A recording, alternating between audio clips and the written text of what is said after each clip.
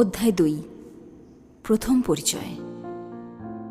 প্রথম দিন অফিসে ঢোকার সময় আমার বুকের ভেতরটা যেন ঢাক বাজছিল। নতুন জায়গা, নতুন মানুষ, নতুন নিয়ম, সব কিছুই অচেনা। করিডোর দিয়ে হাঁটতে হাঁটতে মনে হচ্ছিল সবাই আমার দিকে তাকিয়ে আছে, বিচার করছে প্রতিটি পদক্ষেপ, প্রতিটি নিঃশ্বাস। অফিসটা একেবারে চকচকে, নতুন ল্যামিনেটের গন্ধ, দেওয়ালে টাঙানো রঙিন পোস্টার, কোথাও কোথাও গাছপালা সাজানো। তবু সব কিছুর মধ্যে একটা শূন্যতা, যেন এই কোলাহল আমাকে গিলে খেতে চাইছে। একটা মৃদু কফির গন্ধ ভেসে আসছিল, সম্ভবত কফি মেশিন থেকে, যেটা সামান্য সাহস দিচ্ছিল।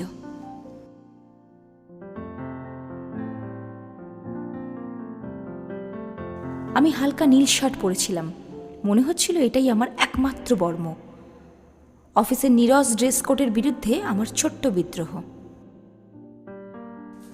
আমার নির্দিষ্ট ডেস্কে এসে বসতেই চোখ পড়ল উল্টো দিকে বসা ছেলেটার দিকে। সে তখন সোজা হয়ে বসেছে, যেন পেট লুকোতে চাইছে।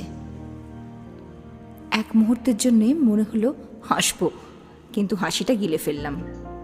চশমার আড়াল থেকে সে আমার দিকে তাকালো। সে শান্তনু। প্রথম দেখায় সাধারণ চেহারা, কিছুটা নির্লিপ্ত, কিন্তু চোখে অদ্ভুত শান্তি। সে খুব বেশি কথা বলছিল না, তবে যখন কারোর প্রশ্নের উত্তর দিচ্ছিল বাকিরা মন দিয়ে শুনছিল। আমি জানতাম এমন ছেলেদের কাছ থেকে দূরে থাকাই ভালো। মনে মনে বললাম, ও তোর যোগ্য নয়। তাই সিদ্ধান্ত নিলাম দূরত্ব রাখব। প্রথম সপ্তাহতেই সবাইকে আইডেন্টিটি কার্ডের জন্য ছবি তুলতে হলো। ক্যামেরা ফ্ল্যাশ হতেই মনে হচ্ছিল আমার মুখে ক্লান্তি, চোখে ভয়ের ছাপ। ছবি হাতে পেতেই বুকটা ভেঙে পড়ল। আমি কালো হয়ে গেছি, অগোছালো লাগছে। অফিসে সবাই হাসাহাসি করছিল নিজের ছবি দেখে। আমিও হেসেছিলাম, কিন্তু পরে ওয়াশরুমে গিয়ে কান্না চেপে রাখতে পারিনি।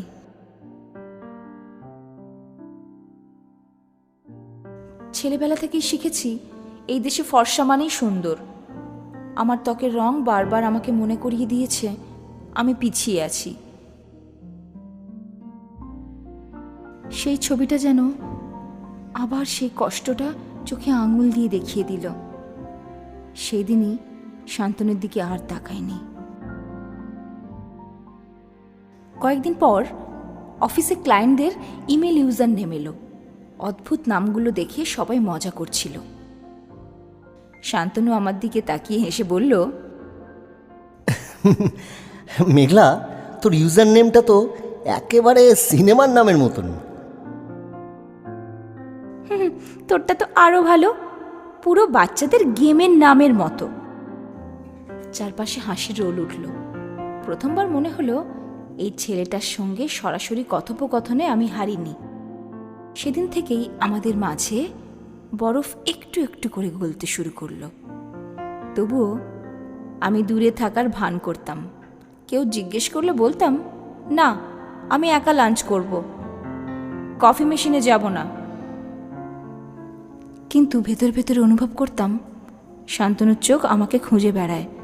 ওর দৃষ্টি সাধারণ নয়, যেন প্রশ্ন করছে, তুই আসলে কে?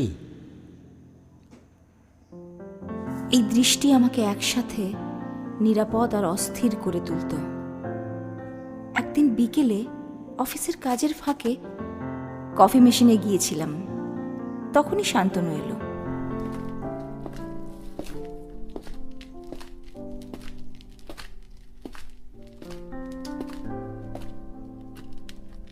কফি খাস? হ্যাঁ, তবে চিনি ছাড়া। একেবারে হেলদি লুক।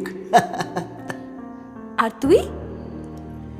চিনি ছাড়া কফি মানে হলো বৃষ্টি ছাড়া কলকাতা। কি যে বলিস। কিছুক্ষণ নীরব থাকার পর শান্তনু জিজ্ঞেস করলো, আচ্ছা, তুই কি ধরনের বই পড়িস? আমি অবাক হয়ে তাকালাম। তুই পড়িস বই? অবশ্যই, তবে এখন অফিসের রিপোর্ট পড়েই সময় কেটে যায়। তারপর ধীরে ধীরে কথা এগোলো। আমার প্রিয় লেখক বুদ্ধদেব বসু, ওর প্রিয় সুনীল গঙ্গোপাধ্যায়, দুজনেরই প্রিয় ঋতু বৃষ্টি। এই অদ্ভুত মিলগুলো অচেনা দেওয়ালকে নরম করতে শুরু করলো। তবুও আমি নিজেকে আটকাতে চাইতাম। মনে মনে বলতাম, না, এভাবে ভেসে যাওয়া যাবে না। আমার ভেতরে একটা অদ্ভুত ভয় ছিল, যদি আবার ভেঙে পড়ি, যদি আবার মনে হয় আমি যথেষ্ট নই। কিন্তু প্রতিদিন সকালে অফিসে ঢোকার সময় প্রথমেই চোখ খুঁজে বেড়াতো শান্তনুকে। সে যদি চুপচাপ থাকে, আমার দিনও মলিন হয়ে যেত।